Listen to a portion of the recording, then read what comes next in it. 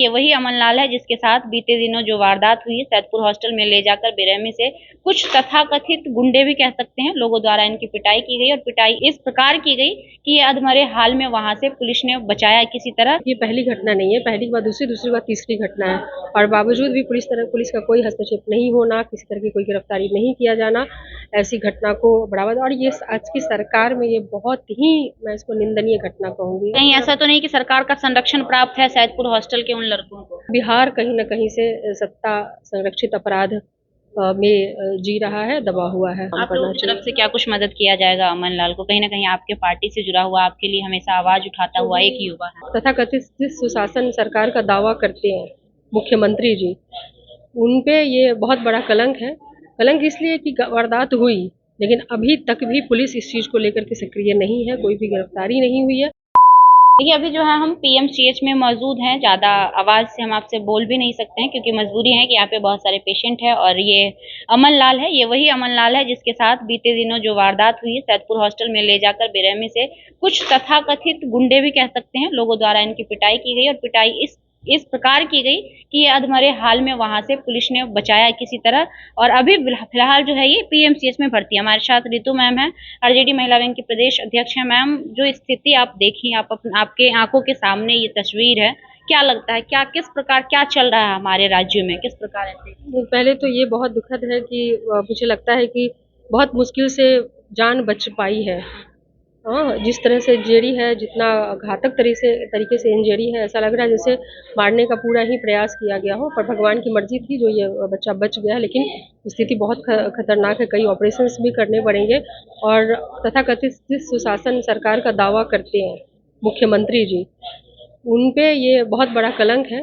कलंक इसलिए कि वारदात हुई, लेकिन अभी तक भी पुलिस इस चीज़ को लेकर के सक्रिय नहीं है, कोई भी गिरफ्तारी नहीं हुई है।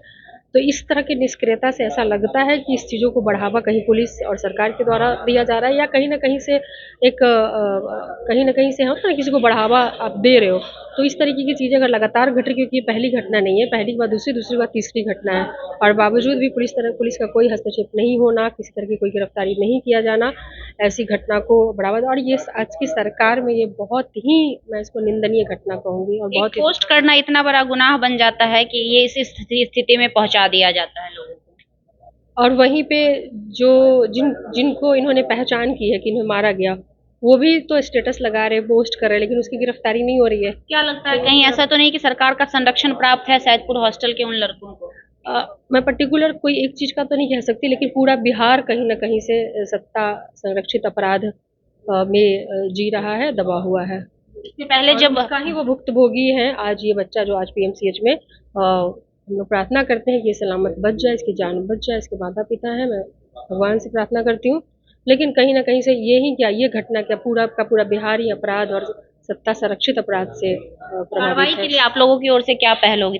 तीसरा चौथा दिन आज है, 3 दिन बीत चुके हैं, लेकिन अब तक कार्रवाई उस प्रकार की नहीं देखी जा रही ये है। आप जान ही रही हैं कि जो हालात यहाँ पे है, ऐसा लग रहा है कि पुलिस जो है वो बिल्कुल ही गुलाम बन चुका है शासन का। उनकी अपनी नैतिक जिम्मेवारी क्या है वो बिहार से खत्म होती दिख रही है। वो शासन के प्रभाव में है और उसके दबाव में काम कर रहे हैं, जिस वजह से अभी तक कोई गिरफ्तारी नहीं हुई है। तो हम विपक्ष में हैं, लेकिन ये घटना जो घटी है, ये बात यहाँ पर पक्ष और विपक्ष की नहीं है, ये बहुत ही शर्मनाक, निंदनीय और दुखद घटना है।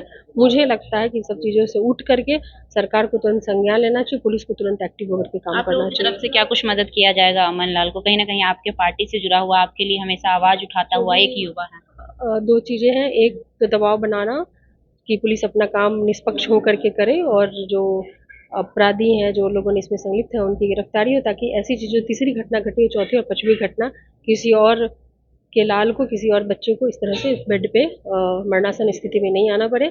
और दूसरी जो भी आर्थिक रूप से भी जो मदद होगी वो हमारी पार्टी हर समय मदद करेगी। धन्यवाद मैम। तो देखिए 2 मिनट रुकिएगा।